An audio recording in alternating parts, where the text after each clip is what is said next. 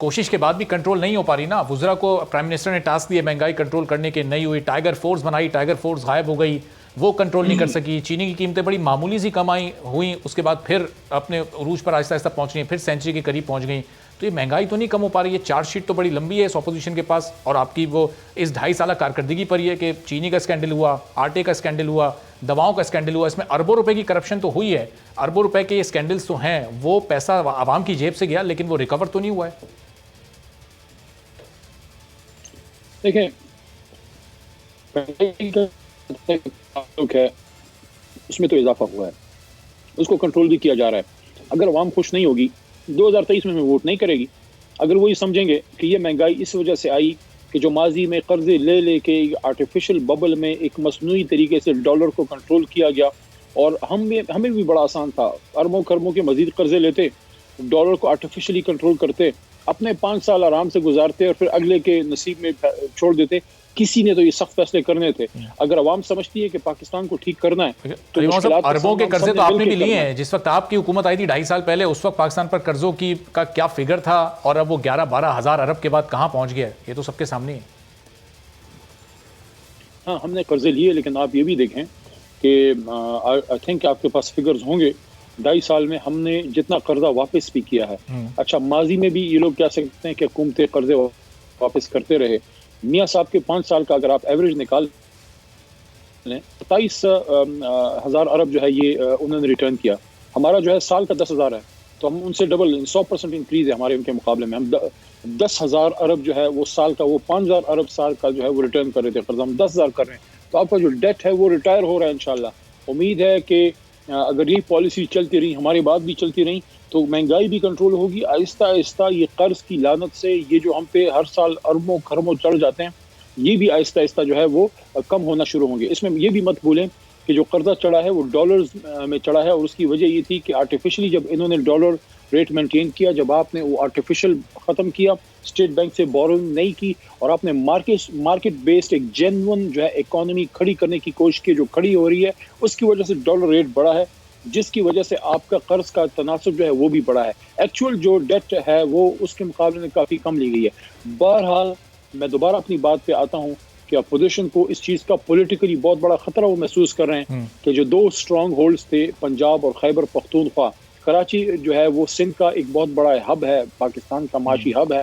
کراچی بھی ان کے ہاتھ سے گیا ہے, اور دے آر فیئرنگ از کہ ایسا نہ ہو کہ عمران خان کی ساری پالیسیز کامیاب ہو جائیں اور سیاست سے ان کا کریا کرم ہو جائے. صحیح. چلیں علی محمد صاحب آپ کی طرف واپس آتا ہوں کہ پی ڈی ایم کو لے کر آپ کی کہ اس تحریک کو ایسی چلنے دینا ہے, یا کہیں کوئی مذاکرات کا آپشن بھی آپ کے ذہن میں ہے کہ کہیں اس تحریک کو روکا جائے کسی صورت. قمر زمان قاہرہ صاحب پاکستان پیپلز پارٹی کے سینئر رہنما بھی ہمارے ساتھ موجود ہیں. قاہرہ صاحب, علی محمد خان صاحب فرما رہے ہیں کہ عوام تو آپ کو ریجیکٹ کر چکی ہے, آپ کی یہ تحریک اب دم توڑ چکی ہے, سینٹ انتخابات, ضمنی انتخاب لڑنے پر آپ لوگ راضی ہو چکے ہیں. کیا ایسا ہے واقعی, یہی صورتحال آپ دیکھ رہے ہیں مستقبل کی؟ اگر ایسا ہے تو ان کو مبارک ہو, پھر تو گورنمنٹ کو چاہیے وہ شادیانے بجائے خوشی کرے.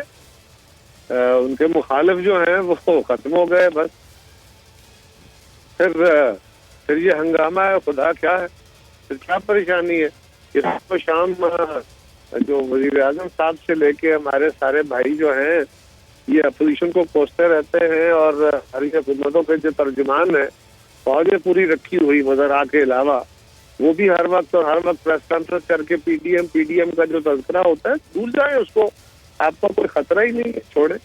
تو ویسے قاہرہ صاحب یہ لانگ مارچ اب یہ کس جانب ہو گئے؟ جو کل آپ کو چائے کی آفر مل گئی ہے, اب آپ لوگ اسلام آباد اور پنڈی 2 آپشنز ہیں, اسلام آباد جاتے ہیں تو کیا آفر مل سکتی ہے, پنڈی میں تو چائے کی آفر موجود ہے آپ کے پاس؟ دیکھیے وہ کلامتی کی بات ہوئی, اس میں سوال ان سے ہوا ہے ڈی جی صاحب سے, اور انہوں نے یہی کہنا مناسب بنتا تھا کہ آئیں گے تو ہم نے کیا کرنا ہے. تصور تو یہ کرنا کہ وہ کہے کہ ہم سختی کریں گے, ہم یہ کریں گے, ہم روکیں گے, لائک دس.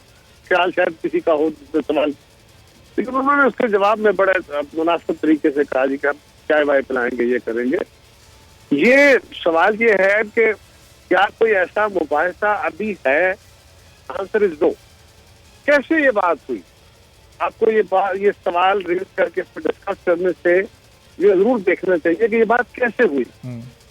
جس دن ہماری لاہور میں میٹنگ ہوئی پی ڈی ایم کی, اس کے بعد مولانا فضل الرحمان صاحب پریس بریف کر رہے تھے, اس میں انہوں نے کہا کہ ہم نے 31 جنوری تک کی ڈیڈ لائن دی ہے، اس میں ہم اس کے بعد اگر حکومت مستعفی نہیں ہوتی، یہ ہمارا خیال ہے، حکومت ہوگی نہیں ہوگی بات کا ایشو ہے، لیکن اگر نہیں ہوتی تو پھر ہم لانگ مارچ کا اعلان کریں گے، استعفوں کا فیصلہ کریں گے، اور یہ فیصلہ کہ ہم نے پنڈی کی طرف جانا ہے یا اسلام آباد کی طرف جانا ہے، یہ ایک تجویز کے طور پہ تھا، اس میں نہ کوئی مباحثہ ہوا ہے، نہ کوئی اس پہ فائنل تجویز آئی ہے، لہذا ابھی تو یہ ایسے انہوں نے ایک گفتگو چھیڑی ہے، جب یہ مباحثے کے طور پہ پی ڈی ایم کے اجلاس میں ڈسکس ہوگی، فیصلہ ہوگا، پھر اس پہ بحث کریں گے۔ لیکن قائد صاحب اس کو ڈی جی صاحب نے تو سیریس لیا نا، جب انہوں نے کہا کہ فوج کو سیاست سے دور رکھیں، ہمیں نہ سیاست میں گھسیٹیں۔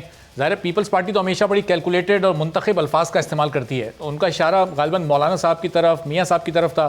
بنو اور مالاکنڈ میں میاں صاحب کو تقریر بھی نہیں کرنے دی گئی، خبریں یہی آ رہی تھی کہ وہ چونکہ نام لے کر بات کرتے ہیں اس لیے ان کو پی ڈی ایم کی قیادت نے اجازت نہیں دی، زرداری صاحب چاہتے ہیں کہ نام نہ لیے جائیں اور علامتی جو عہدے ہیں ان کا ذکر کیا جائے، تو ایسا ہی ہے قائد صاحب؟ دیکھیے، میاں صاحب کو تقریر نہیں کرنے دی گئی، یہ بالکل غلط بات ہے، اس کو کوئی وجود نہیں ہے۔ وہی باتیں میاں صاحب کرتے ہیں، اگر مریم بی بی آ جائے تو وہی لہجہ وہی باتیں وہ کر سکتی ہے تو روک لے گا۔ لیکن سوال یہ ہے کہ ہم کب چاہتے ہیں کہ ہمارے اداروں کا نام آئے، اداروں کے ساتھ ہمیں پیار ہے، یہ ہمارے قومی ادارے اور ہماری ایجنسیز ہیں، ہم ان کے عزت و وقار کو، یہ ہمارے لیے اپنی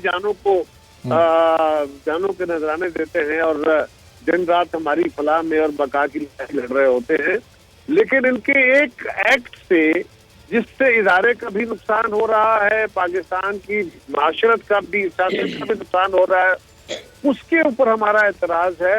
اور میں نے کل بھی کہا، میں اس سے پہلے بھی کہتا رہتا ہوں کہ پاکستان کا کوئی بندہ اپنے ایمان کو حاضر ناظر کے جان کے یہ نہیں کہہ سکے گا کہ سیاست میں مداخلت نہیں ہو رہی، نہیں کہہ سکے گا، آپ ہی نہیں کہہ سکیں گے۔ صحیح، چلے قائد صاحب، جی قائد صاحب میں آتا ہوں آپ کی طرف ذرا کہ ماضی میں میری چھوٹی سی گزارش، جی آپ بات ماضی میں جو کچھ ہوا وہ ہو گیا، ہم نے بھی، سیاستدانوں نے بھی غلطیاں کی، اداروں نے بھی کی، ایجنسیوں نے بھی کی، انڈیا نے بھی کی، میڈیا نے بھی کی، ہمیں کسی جگہ رکنا چاہیے نا۔